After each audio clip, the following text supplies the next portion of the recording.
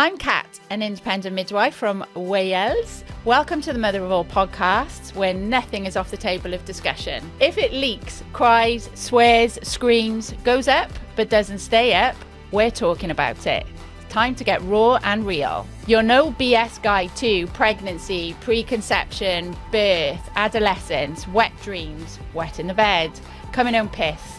Who knows? Whatever. We're just going to talk about it. Life and parenting doesn't come with a manual. Well, not a decent one anyway. So let's just create a podcast. Welcome to the Mother of All podcasts. I don't even know where that comes from. That's good. That's good. That's not even in it. That's good. So, welcome to Mother of All podcasts. If you would just like to introduce yourself, tell us what you do, and then I'll say why I asked you to come on and be a guest. So hi Kat, thanks for having me. I'm a big fan, by the way. I've been listening and been telling people about the podcast, so thanks for having me. My name is Abigail and I am a midwife in Manchester. I've been a midwife qualified for 12 years. I've literally just revalidated. I was in the same trust for around 14 years from training until recently. I'm a mother of three, married mother of three, and I'm passionate about physiological birth, home birth and breastfeeding.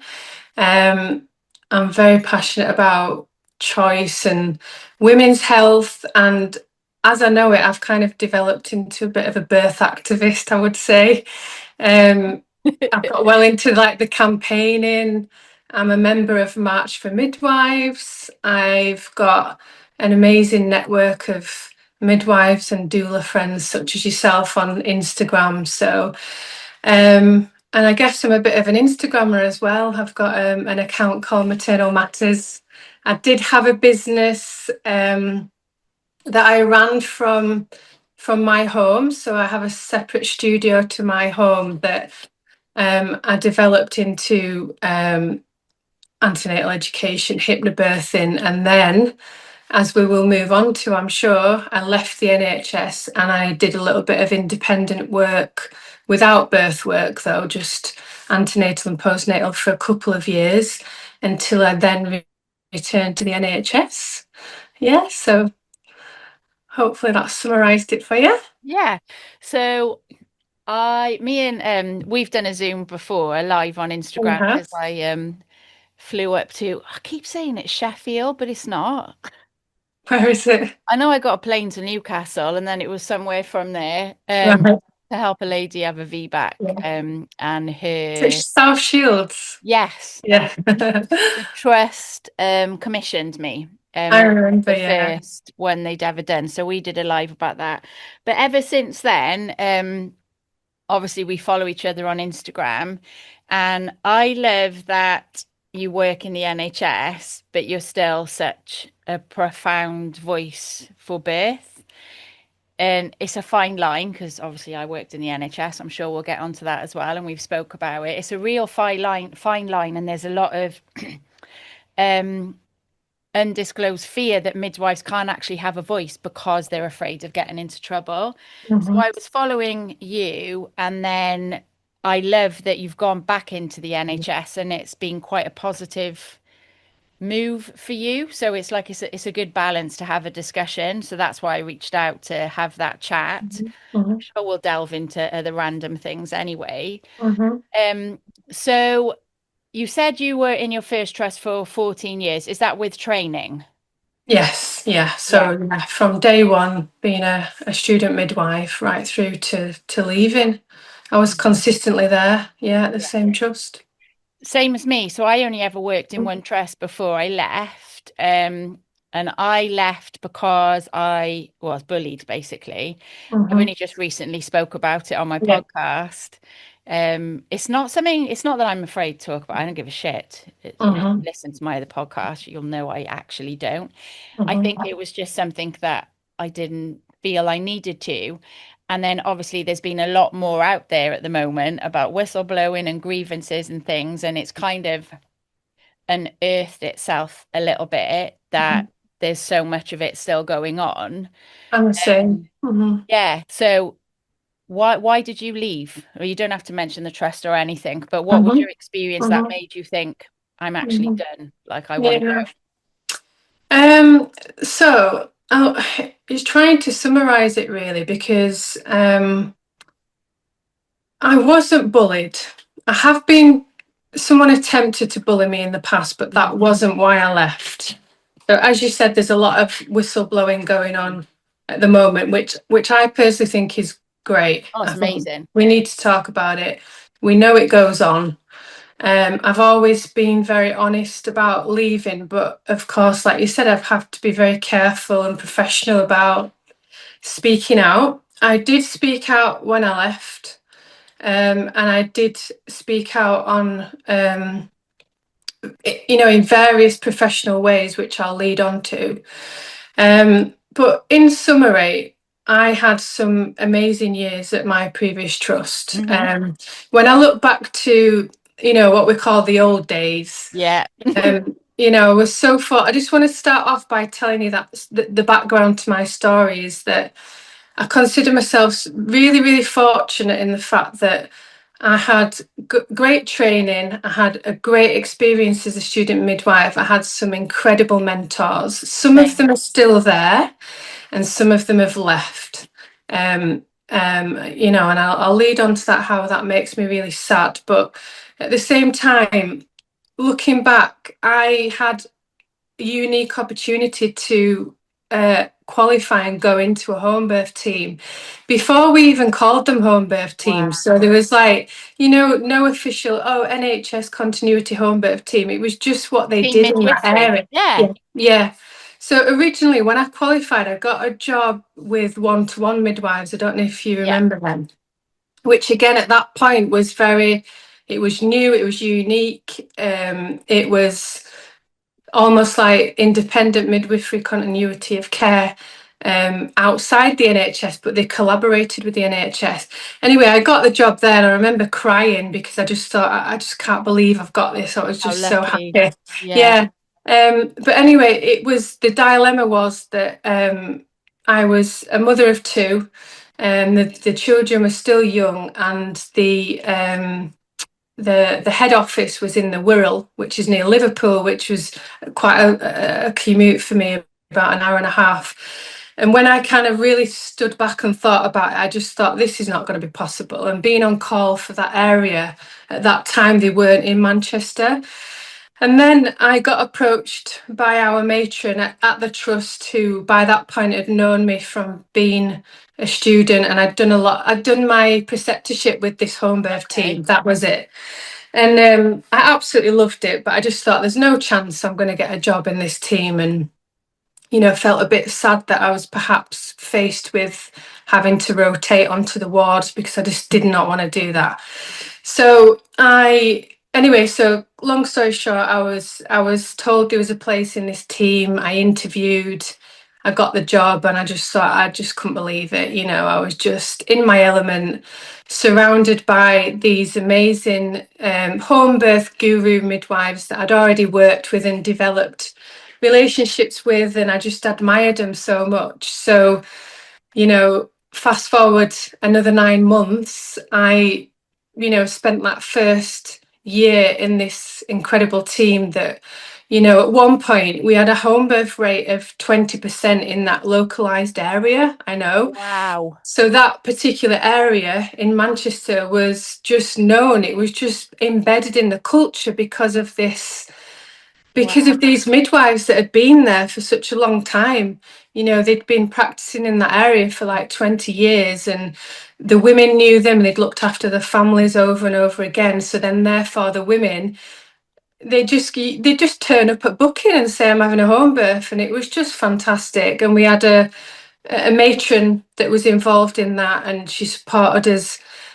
She supported women out of guidance. She was so fierce. She used to come and sit with the women, with the consultants, and but that was way before we encountered all this, high induction rates. I mean, What I year don't was that?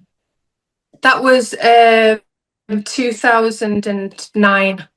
Yeah, I Yeah, qualified in 2010 and yeah, yeah, not they uh, weren't the best years because the best years were the 20 years before that. yeah, We yeah, didn't yeah. get to experience that But all our what, mentors rave about. But that's for it. But me, when that's when I was at the happiest, I would say. that's it. When you look back, and we remember, like you remember, if you actually genuinely was like concerned about a woman and you wanted to get a scan, you'd have to like push to get a scan, wouldn't you? Mhm. Like it was just a different era. But I loved it, and we just did home birth evenings, and we promoted it, and we went on call for our women. Oh, So, but that was down to us in that team, and we all worked together really well.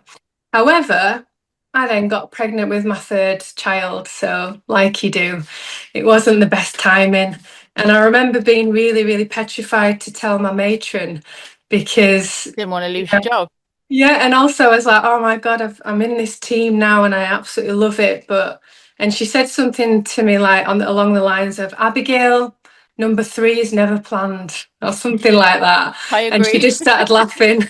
So, and yeah, so anyway, yeah, so then I left to have my third child, Maria. And actually, I chose to be looked after by one-to-one midwives purely because my best friend was working for them. Um, and, way before that, when I first found out I was pregnant, I was still developing relationships in that team. But I think what attracted me most of all was that it was my third child. I wanted to separate my pregnancy from my midwifery and my Yeah. work. And I was offered at home antenatal appointments, private scans with private companies and guaranteed access to home birth and everything. So so then I had Maria at home, and then I went back. Then I had to go back to the birth centre. Is it And freestanding or alongside? alongside, yeah, and the reason for that was because by that point I had three young children, and then my husband worked away. So unfortunately, I was absolutely really wanted to carry on in that team, but I just couldn't fulfill the Commit. on calls. And then, the next best thing for me was the birth centre, where I spent many, several years of happiness. And then, and then I went back to community, and then I went back to birth centre.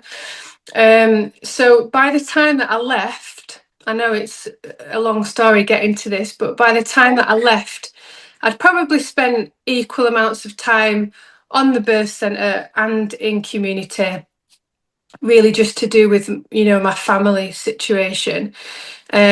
And by this point, there was a home birth team in a neighbouring trust so by this point, sorry, the other home birth team, it's what I don't know how to say it, but changes had been made. In my opinion, mistakes had been made with recruitment and what have you, and that home birth team changed the dynamics. And unfortunately, our home birth guru midwife, she passed away sadly. So it just changed so much, and I just thought that there's no future there for me. Yeah.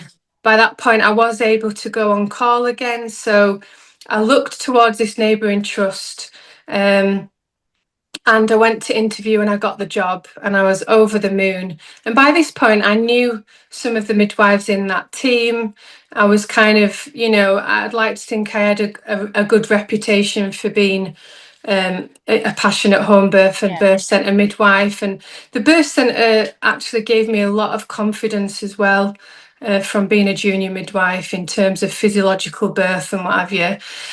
So essentially I handed my notice in at the birth centre, and my manager at the time, she understood. She said, you've always been a home birth midwife. I understand you going to go back to that. And I was looking forward to it. Anyway, the recruitment took forever, like it does in the Yeah. NHS. And then what was significant is that the Donna Ockenden report was released. Now, I can't remember what year this was, so I think it was 2019, if I'm correct. The I Ockenden remember, report. yeah, Yeah. was it 18 or 18, 19? 19.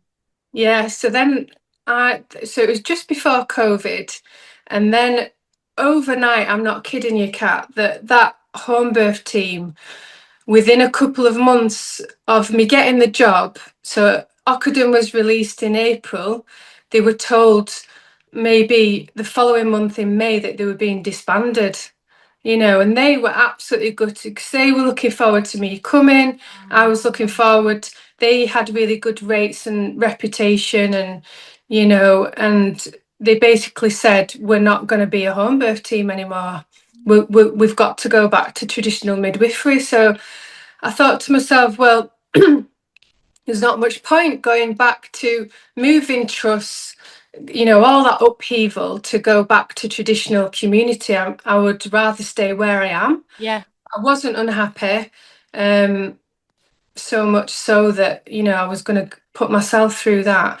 So I revoked my job offer. Mm-hmm. And then at that point, we had some new management that came from another trust into the birth centre. Now, this is where it all changed. Mm. So then I said, I would like to stay. I'm not going to move to the other trust because of X, Y, and Z, what I just explained.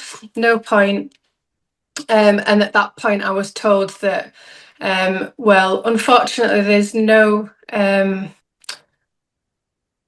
positions for you here at the birth centre. But if one day a position becomes available, you can re-interview. And I was faced with, it was a meeting with the new manager that had taken over. So this wasn't my existing manager that had known me for all of my career. This was a new manager that had come in, that was taking over the birth centre. She didn't know me. She didn't know my reputation. But that's what I was presented with. And looking back. Oh my God, I bet you were Excuse me. floored. Yeah, and I was kind of in shock when I was in that room with that, she was a band-aid, and it's intimidating, isn't Yeah. it? And I'm thinking, so I'm saying, so what are my options? And the way she was speaking to me, she was definitely trying to manipulate and coerce me into going on to labour ward.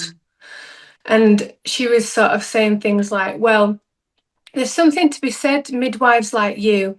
I see myself in you. I'm that sort of midwife too. I hate when they say that, because you're sat across her thinking you're one of the biggest twats I've ever met in my life. Well, she didn't know me, and I said with respect, I've never rotated onto any of the wards. The only time that I work on labour ward is if I'm transferring in labour and I choose to stay with the woman.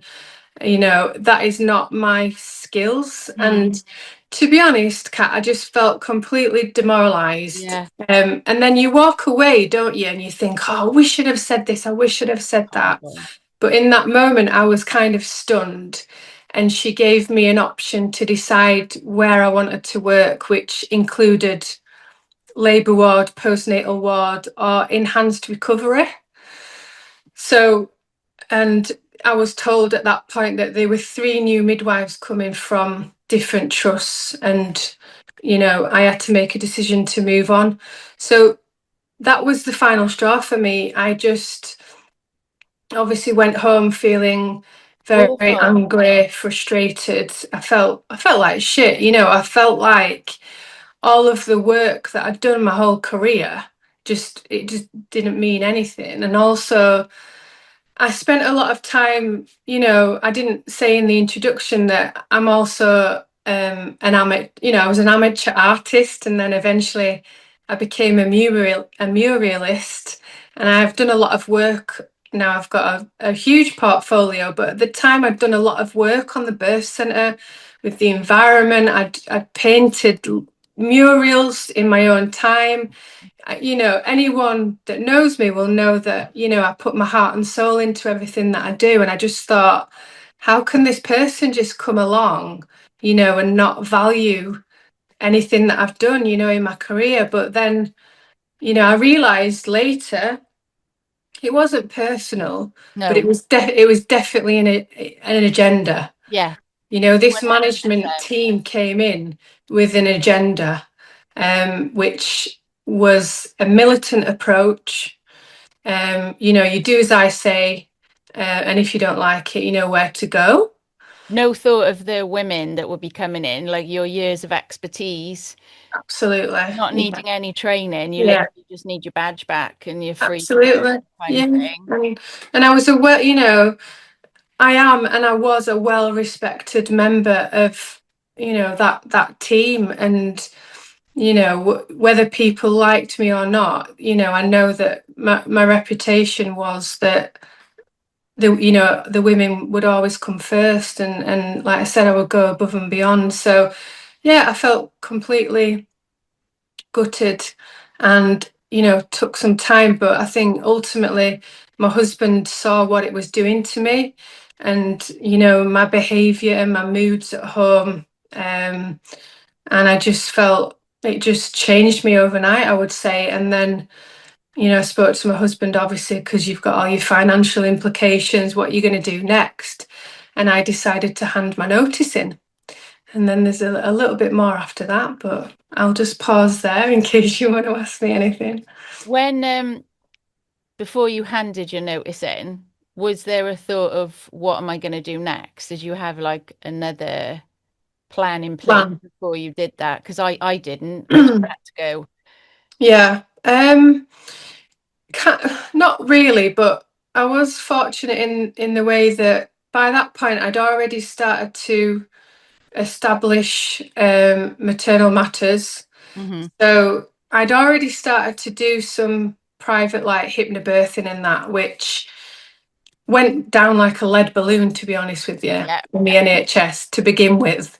Because we're talking, how many years ago now? Like 5 years ago, 6 years ago, when I first started maternal matters. So it was like, well, you can't do that, Yeah. and you can't Conflict of you interest. can't have an Instagram, and you can't, where you're getting your insurance from and that kind of thing. But I think a lot of that comes from like envy, Oh, and totally. a lot of people want to do that. But I just, pursued it anyway. So by the time that I'd left, and this was after COVID and everything, I, felt, just carried on that, started to promote that more. And then I just decided to go on the bank. Now, this where I had to be Okay. careful.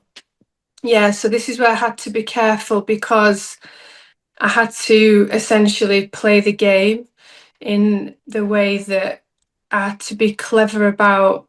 Um, I had to, make a living for myself first of Mm. all, but also I wanted to speak out about me leaving, which I did do on social media. Which again I got was like, well, you can't do that, and obviously everyone was talking about it, and I was getting sort of private messages from various people being, told that I was being watched and things. But by this point, I'd resigned anyway. Um, but I had to go back to that trust to bank because I thought, again, there's no point me going somewhere else. I need to go where I know how everything operates. Mm. And then I just thought, let's just see how that goes. So I just was banking. And then I eventually um, sort of built maternal matters up to a point, like, it takes a long time to get your documentation and everything sorted. Yeah. That was the biggest obstacle for me, but also having the courage to do it, to go into independent midwifery, because again it was very early on when the independent midwives were making a comeback, and making sure I had all my indemnity and everything. So then I just started to do more private work. So I was doing antenatal, postnatal, and feeding support, as well as my Classes. antenatal education. Um, and I was doing a lot of like collaborations with community, which was amazing. Mhm. And I had my own little studio, which I was so fortunate. So I was able to hire that out.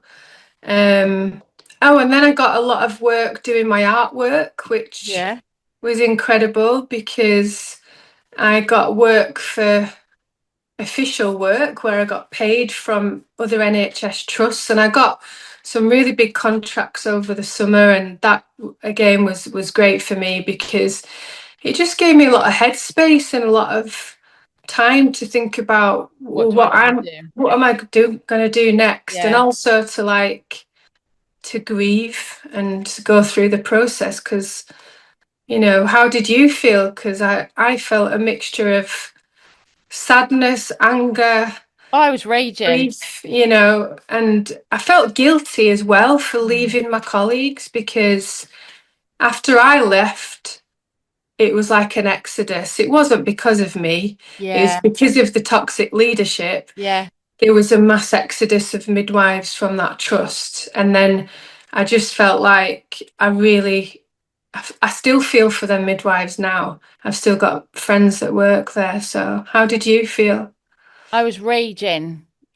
That's the one word I would use first. And then I become really unwell quite quickly, um, like mentally and emotionally, because I just couldn't get rid of the anger. And I think bitterness is so toxic to hold. Yeah. Um, and then because I genuinely didn't feel I had much choice, and I thought I'd taken it as far as I could, and knowing what I know now, I should have pursued it, and maybe I will, maybe I won't. We'll Hmm. see. Um, but I never felt like I got justice or anything, so I had to put my energies into something else, or I was just gonna make it worse. And obviously, I'm the only IM in Wales, so I Hmm. didn't really have a band of people that I could join up with. So it Yeah. lonely very quickly. Yeah. Like all my best friends still work in the NHS. My best friend works in the birth centre that we set up together, basically. Hmm. Um, and I found that really hard. And I think she found it hard that I left as well because we trained together. We moved to different hospitals together within the same Yeah. trust. Um, I feel like you're leaving her behind oh, almost, totally. Yeah. Yeah. And then obviously I started working for private midwives quite quickly. And then you do get support, but it's all on WhatsApp. You don't, Mm-hmm. it's a very independent midwifery is very lonely. Mm-hmm. And I'm I like being around people. Yeah. I was angry that they like didn't give me an option really. I knew I was always going to be an independent midwife. Yeah. Like Yeah. sitting here now, 3 years after it's Yeah. happened, Yeah. I'm like, oh, they did me a favor. Yeah. And you make all that reason, but it's Yeah. definitely a process. And Hmm. I didn't so much feel that loneliness because I had, maternal matters, and Yeah. also March for Midwives it's been incredible for me. I have got, I'm so fortunate. I've got like these amazing midwives that I'm surrounded by, and Yeah. I've got my tribe, and we speak to each other sometimes daily, but on a Yeah. weekly basis. And we used to meet up often, so I didn't suffer that loneliness, and they definitely carried me through that time. Brilliant. And that's what I always say to people. Find your tribe, Yeah. keep like-minded midwives close to you. There's always going to be the haters, and Oh, people can hate you for all kinds of reasons in midwifery. They can hate you yeah. just because you're passionate. They can hate you because you're doing something different. But on the other hand, you will have people they'll always support you as well. And I try to do that for other midwives. Yeah. And it's like, I don't find it difficult. It makes me laugh now, but I found it very difficult where you work with people on a night shift for like 12 years. Hmm. So you become really close because night shift banter is like no other banter you'll Yeah. ever have.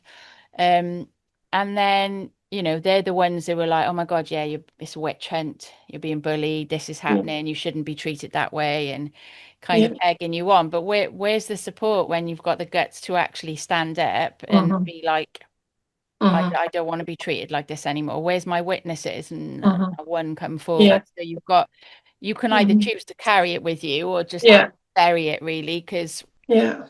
I get it, because everyone's got to make a living, but Hmm. I wouldn't have done that.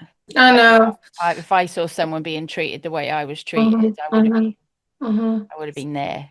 I know, and I think, that's really current for me at the moment because I was actually talking to a colleague yesterday who's at a different trust, a good friend of mine, and she was in a situation the other day. It's not particularly bullying, but there's a lot of gaslighting going on and humiliation and that sort of thing.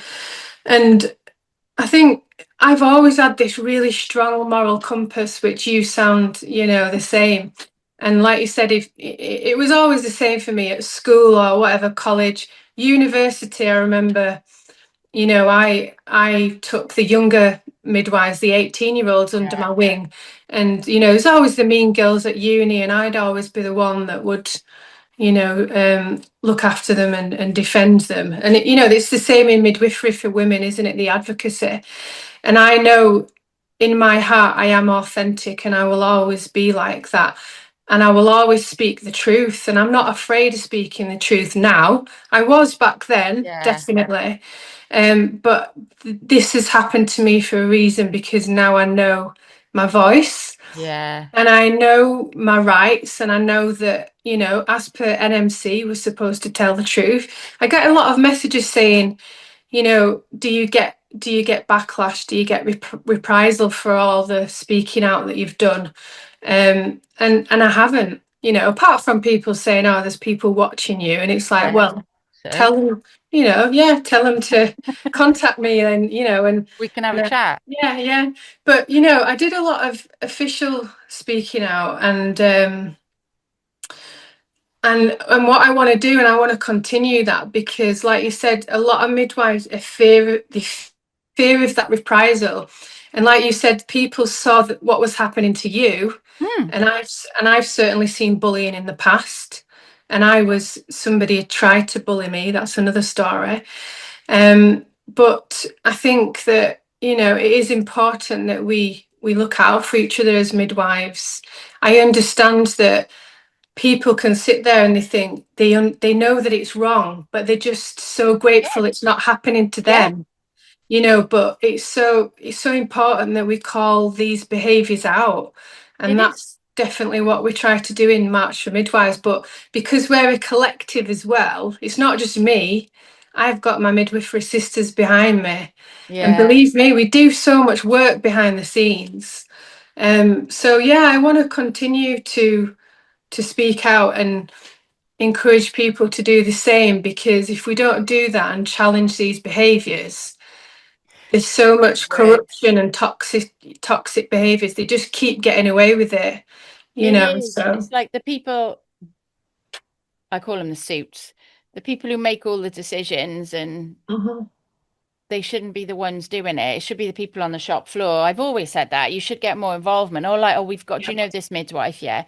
Do you think she'd make a good band 7? She's going to be the person who's leading you on shift. What do you think? Ask the students, ask the band 5, ask the band 6s. And we never were. And I remember when they'd be like, oh, so-and-so's going to be a band 7. I'd be like, what the fuck? Yeah. She's absolutely useless. And it's like, if you come and asked us, we'd all be like, oh my God, no, I wouldn't want to work under her on a shift, but they won't approach the little people about Exactly, because you know why that is, don't you, Kat? Because usually you find those kind of people are like the yes people. That those are the ones that, don't get me wrong, I've definitely been a people pleaser in the past, but I never had my sights set on leadership. I've always been for the women, and I just think that we're the black sheep, we're the ones that we're not within the flock.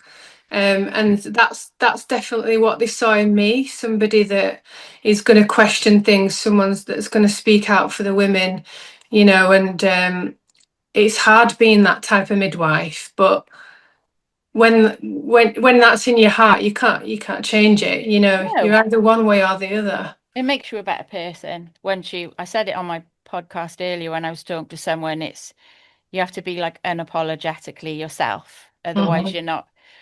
I'd be a really crap midwife if I couldn't be myself. Exactly. Like I'd be really bad. I think I just spent every day angry. Like if I couldn't practice in the way that I believe is right. So that's right. Same as you, like morally, my morals are so high. It's like a detriment to myself sometimes when absolutely, putting yourself out there and you're crippling yourself because I know so strongly. I know. My husband says, why Oh why, yeah. he's just like, leave it, Abs, he's like, you're happy now, why do you have to keep? And it's like, because, I want to be that voice for those midwives, and I understand when you are burnt out and you're working in that low morale. What is there? It's either you just put up and shut up, or you leave. And I just want midwives to know as well that there is another way. And I was told, when I was leaving. What was significant when I handed my notice in as well, which I will say, is that, and this happened not just to me, but to lots of other midwives. And again, it's the corruption of how are they getting away with it? And if we Yeah. don't talk about it, it's going to keep happening. Not one person, well, of course, my manager and my close colleagues were gutted that I was leaving, but not one of that higher management level approached me and asked me why I was leaving. Did you have your exit meeting? No. I did. No, so I wasn't even offered one, and this is what happened to many midwives after me, and it's still happening now. And so it was my last week actually in my notice period, and this particular manager that had, I wouldn't say driven me out, but given me that, where I'd made that ultimate choice to leave. When she faced me with that ultimatum, she came on the birth centre to look at the activity like they do. Like you dread them coming over, looking at the board, and and you can hear their feet. Yeah, and you exaggerate in terms of like people's progression because you're protecting them from being moved down or whatever. So she's looking at the board and not looking at me, because in the whole of my notice period, she couldn't even give me eye contact. So I don't know what came over me that day, because I'm not a confrontational person. I'm definitely a lover, not a fighter. And I kill people with kindness. That's my first approach. But I think something changed with me when all that happened, and she looked at the board and she said, "Everything okay?" Looking at the board. I said, yeah, everything's fine. She asked me a few questions, said, "You okay?" And I said, "No, I'm not actually." I said, "No, I'm not okay." And I faced, I stood towards her and faced her and looked her in the eye. Sorry, the ring doorbell. Oh, it's okay. And she said, oh, and then, she started to stutter, and I could see that she were going red. And I said, "No, I'm not okay." I said, "Midwives are leaving this unit left, right, and centre, and nobody cares." I said, "Not one person has approached me in 8 weeks and asked me why I'm leaving." Well, we can go through that. We can talk about that. Have you got some spare time later? And I said, "You know what?" I said, "It's too little too late, and the water's gone under the bridge." And I just turned my back and walked off. And I just felt so powerful. No, I felt like powerful in that moment, because I felt like I've said what I need to say. And I thought, and this is not the end of it. I will be saying more. And then that's when I decided to speak out. And after that, I went to the head of midwifery, who was new. So she was unaware of, she actually was coming into post, after I handed my notice in. And I also went to GMEC, which is Greater Manchester, what do you call it? Help me out. Greater Manchester, oh God, I can't think of it now, but it's the head of the NHS in Greater Manchester. I went there and I spoke out to the lead midwives there and told them what was going on with me and the other midwives. And I had meetings with the head of midwifery. Ultimately, in the end, I later then spoke out to NHS England, Speak Out. And I spoke out on social media. And I know that they won't admit this if they're listening, but then later I was offered my job back. No, Yeah. wait, So what, in the yeah. birth centre? Well, I was offered it back, and then I was offered other opportunities. But by this point, I was banking Nah, with you're them. done. Yeah. I was still there, Yeah. but I was banking and I was doing my own thing, and and again, I said it to the face. I said, I don't trust anyone. Why would I come back? Mm. I felt completely humiliated, disregarded, and, why would I come back to that? I have no trust whatsoever. So, I think what they don't understand is it affects every other aspect of your life. They think you go to work for oh, 12 hours and it's just there, or what's she moaning again for? But when you care so much about something, you take it home and it you do. affects your relationship with your kids, the It does. relationship with your husband. I was always looking for the next best thing. So if I wasn't Yeah. happy with this job, I'll get another one as well as this one. So I end Yeah. up with three.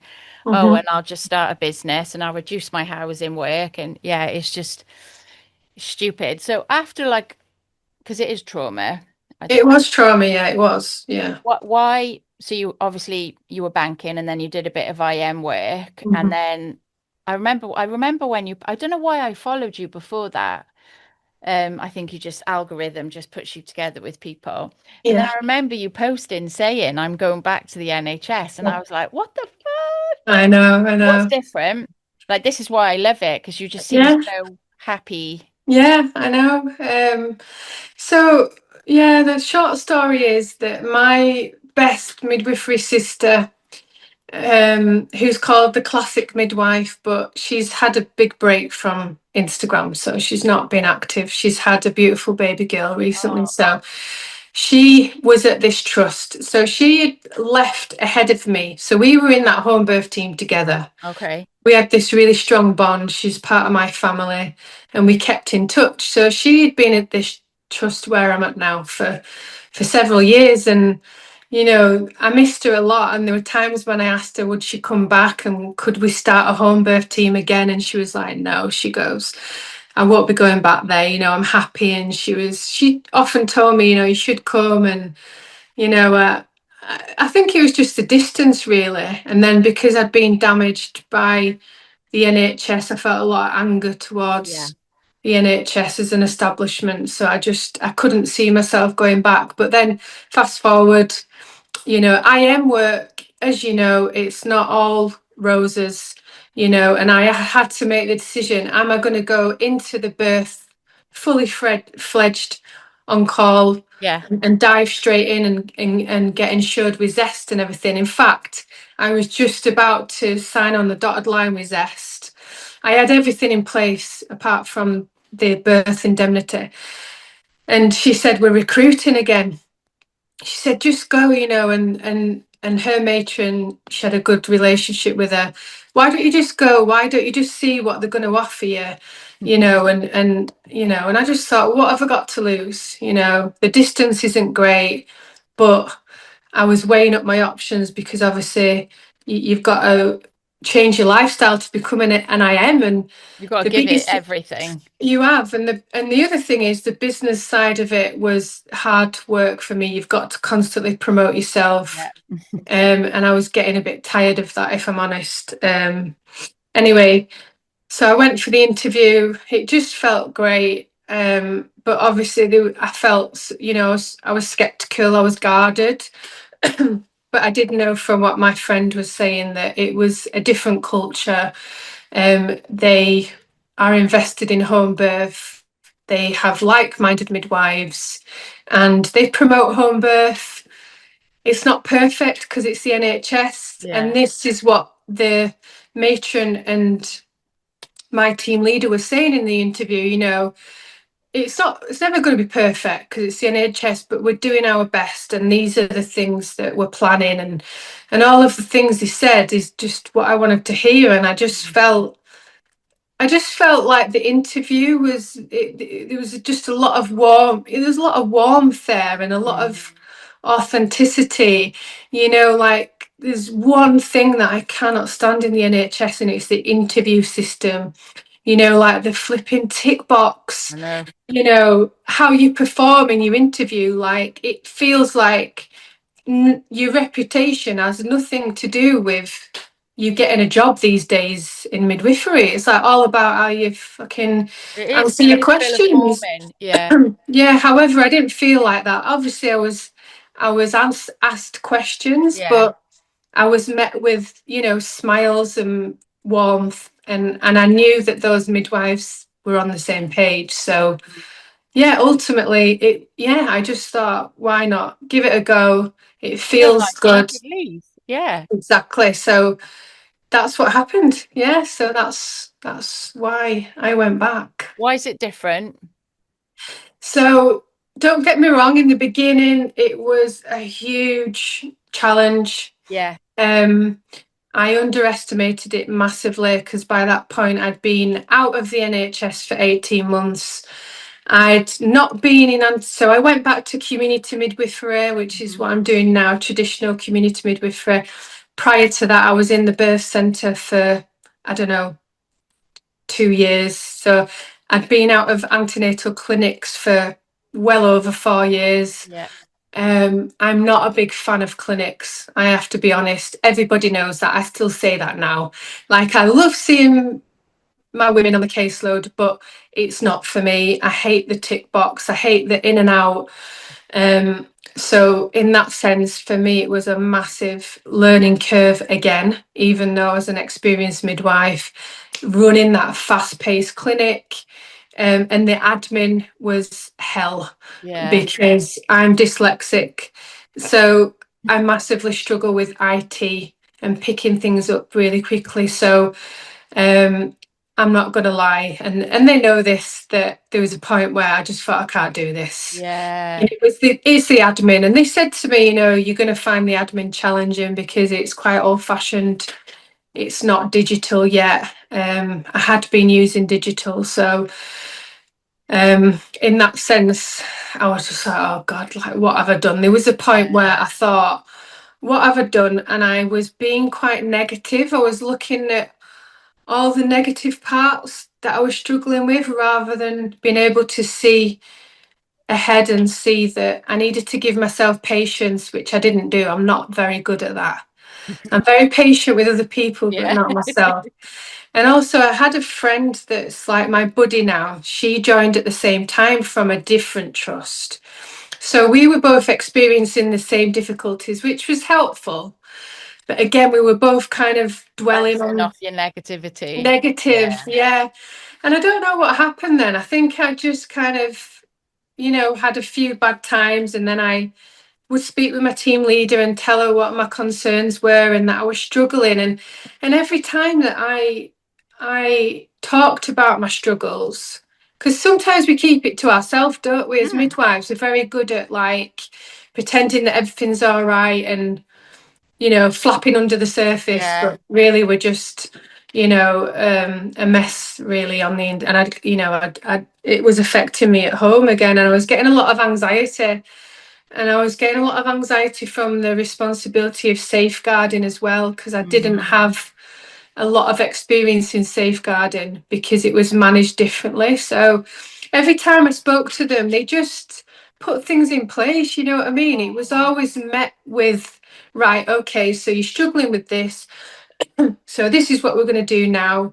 And that's how it's been for me, Kat, That's and brilliant. yeah, and then the other positive things is why it's different is I can continue to speak out about midwifery.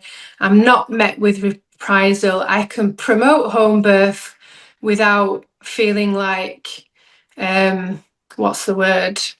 Um, Talking out of guidance. yeah, we support women out of Yeah. guidance. It's so woman centered. Don't get me wrong, there'll be some people that are not keen on home birth, but there's a lot of midwives that, and I've got friends there that are super passionate that are on Instagram and that are Instagramming midwives, and they're just amazing, and it's just so refreshing to be amongst them type of midwives again, because like I said, I was, and then Yeah. my team got destroyed. Everyone left in my, not everyone, but those type of midwives left, and it's just, yeah, like I said, it's not perfect, but they're trying. They're always open to new ideas. We've launched pregnancy circles in the NHS, which I've wanted to do for years. Yeah.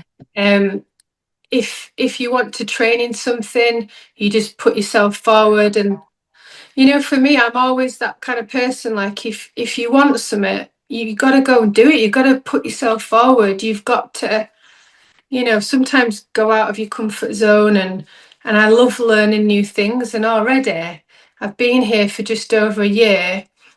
I'm training in frenulotomy, Yeah. which they've facilitated. I self-funded that, but they said they'd support me. So we've got a great infant feeding team, which I'm going to be talking about on Instagram soon. We've got a really good home birth rate for the NHS. Yeah. As you know, we're met with a lot of challenges, aren't we, because of the intervention rates, but we're constantly fighting. We've got an amazing midwife who she's on Instagram. I'm not going to say her name just in case she minds, but Yeah. she probably wouldn't. But she and I and other midwives do home birth education. She presents that, and it's incredible. And we get like 40 people in the room every Brilliant. time we do it. We've got a functioning birth centre with a great team there. Again, they're trying to promote that better, and a lot of those issues are because of induction and elective sections and what have you. What else? Pregnancy circles are just great. I've trained in that, and it's just awesome, and that's ongoing development. So the way I see it now, I am looking at all the positives, Yeah. and I've You sound like you've made definitely done a choice. yeah, I've done a 360. I still don't love clinic, but I do my best. And I think that in the NHS, I think that women probably have a good experience, as good as it's going to get in my clinic. Yeah. And I've probably finely tuned it as much as I can do. At the speed that we have to work. I get half an hour, which some people per woman, which we shouldn't say we're lucky to have half an hour, but some midwives have 15 minutes, 10 or 15 minutes. So, again, and if I want to as well, I can give them an hour. I can do some home visits. Like the other thing, like yesterday, we do this joint visit. So for any women that have any additional needs or mental health, whatever it may be, we can visit them at home with a health visitor. So the health visitor comes in early.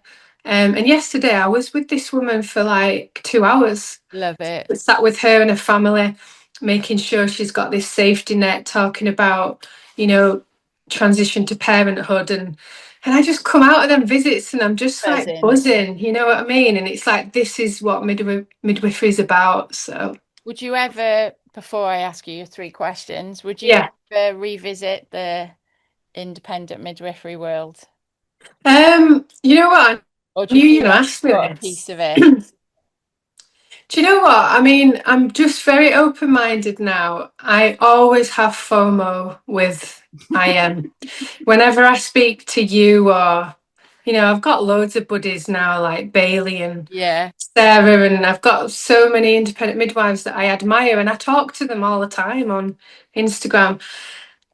I think maybe when my children are like fully independent, unless things are absolutely amazing, I probably see myself going into it.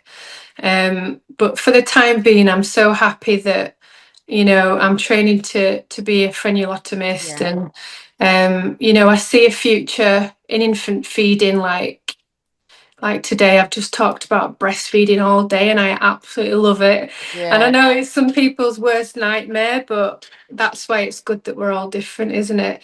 But yeah, who knows what's going to happen? But I just feel more positive, and I don't know. I don't really worry about the future. I was very worried about the future in my career.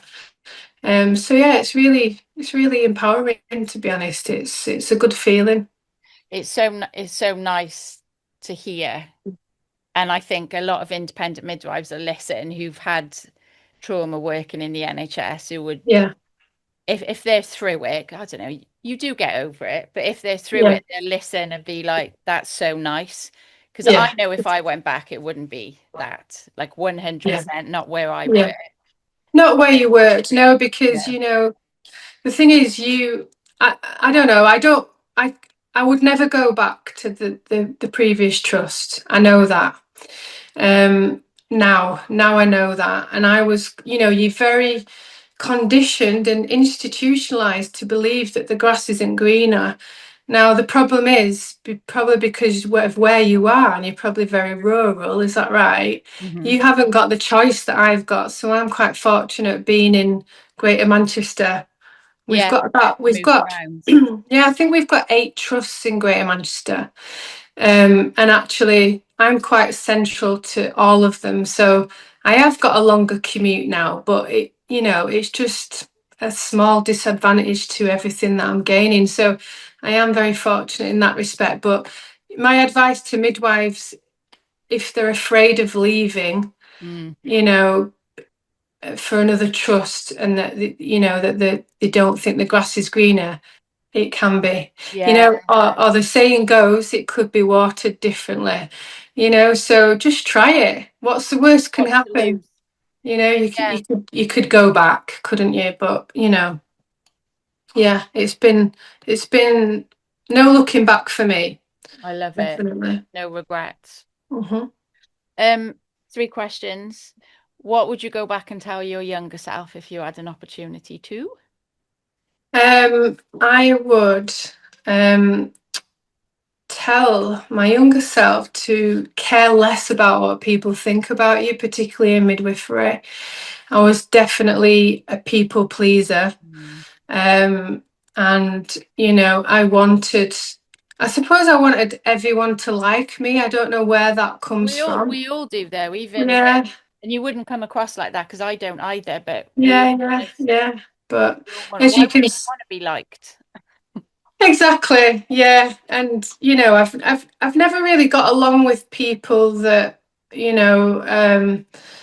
are quite hostile. Like I'm always kind of the same person, and even if I don't like you, I will be okay with you. I will, treat you with kindness and respect, unless, of course, you disrespect me. But I'm not too keen on people where you don't really know where you stand with them. Um, Oh, there's so but many of yeah, them in yeah, midwifery. there is. But obviously, as you know, in midwifery, as your experience you get your experience over the years, and you grow in confidence. I don't really care whether people don't like me or not, but I know that I'm supported by, like I said, my midwifery sisters, and that's all that matters. And that you're a good midwife. Exactly, yeah. Like if you can sit on social media and say that you're a good midwife, you are. I don't see it as cocky or egotistical. Yeah, You well, it's just being authentic, isn't it? It's yeah, just that, that's all it is at the end of the day. And if people don't like me, then perhaps that comes from a place of envy, and one day they might have the courage to do them things that they always wanted to do. So yeah. What's a book, a podcast, or a TV show, a song, something that you think someone should listen to at least once in their life? So I've got two. I have thought about this, and I've got so many podcasts, including yours, that I absolutely love. Oh, But it's my favourite thing to do when I'm on community visits. So, it can be quite isolating, but I feel like I've got company when I've got a yeah. podcast on. And not only that, I've realised in the past couple of years since I've grown on social media, I've learnt so much. So I really urge midwives to listen, midwives and student midwives, to listen to all of the podcasts, Hmm. including all of the doulas and all of like the radical birth world and everything. I love it now. Like Yeah. my mind is fully open.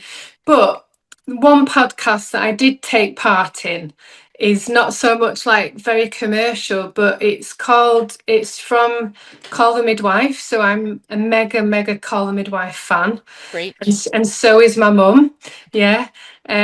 So a while ago, someone contacted me to be part of a podcast from. So if you Google BBC History, Call the Midwife, Yeah. I think it's on BBC Radio 4. So it wasn't really that well advertised, but each episode of this podcast relates back to Call the Midwife. So they basically found real life people Yeah. to compare them to one of the episodes. Oh, So real. somebody alerted to me to that because it sort of said, if you've got your story to tell that relates to an episode, get in touch. And of course, in my family, my mum, so you have to listen to the episode Yeah, I will. because me and my mum's feature on it. So I'll send it to you. And it's a really sad story, but at the same time, it's really empowering. And it's, I'll probably get a bit emotional.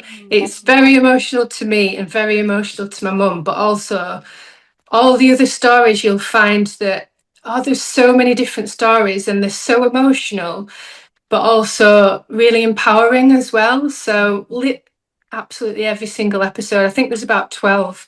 So my mum related to the very first episode where it was a young Irish mother who was sent to a mother and baby home. I don't know if you remember. I read it in the book. Yeah. So that happened to my mum. So she got pregnant when she was when she was 14, Oh, and she was coerced basically, and then she she had her baby boy when she was 15. I knew I'd end up crying. I was like, so yeah, when she was 15, she was sent to mother and baby's home because she concealed the pregnancy, and then my grandma found out, and they thought it was in her best interest to send her away, like they did in them days. So she was sent there, and then I think the most heartbreaking thing is that she had to raise her son for 6 weeks, and she breastfed him and everything and looked after him, and then he was adopted, and she wasn't allowed to know where he was sent. oh God. That Yeah, is literally what it shows in the first episode. exactly. Probably So watched it and felt like they were yeah. actually basing it on her. Are they in contact now? So the short story is that she spent many years trying to get in touch with him, but it was just always a dead end because the laws were different. Yeah. Only he could find her, and she don't know whether he's tried to find her, but she's tried and then she's stopped. But every time something comes up, obviously Yeah. it unearths a lot of trauma. But when you listen to the episode, it talks about, how she knows that she went on to have another 3 boys and then me. Oh, oh my God. Please send me the link. I will. Yeah. And then the other one is a book that's very similar to that story. So it's really sad. But I like it because it involves like midwifery. Is it called The Light in the Window?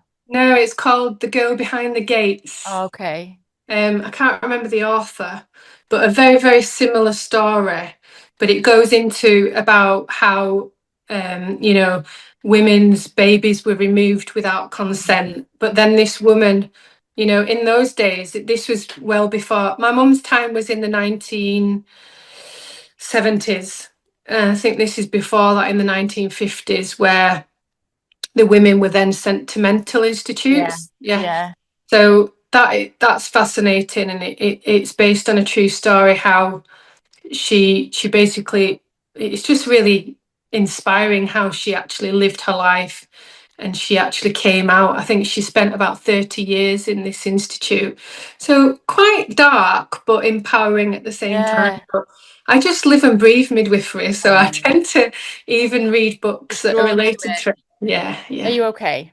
Yeah, I'm fine. Sure. It's good to cry. Like you're always crying on the Always podcast. crying. I'm literally, it's like You my know. addiction. Yeah, I cry at home births. I cry at everything. It's fine. It's good, I think. It's an emotion. All of 100%. Yeah. What's a defining moment in your life that's kind of changed you in some way? You've sounds like you've just mentioned two anyway. Yeah, I know. Wow. It's like a therapy session, this.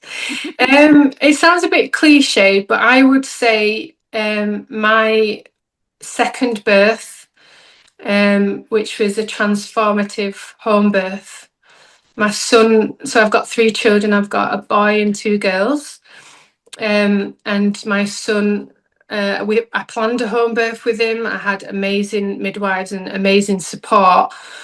Unfortunately, I transferred for Mechalaiqua, and you know how the story goes. I ended up with intervention with an episiotomy against my consent.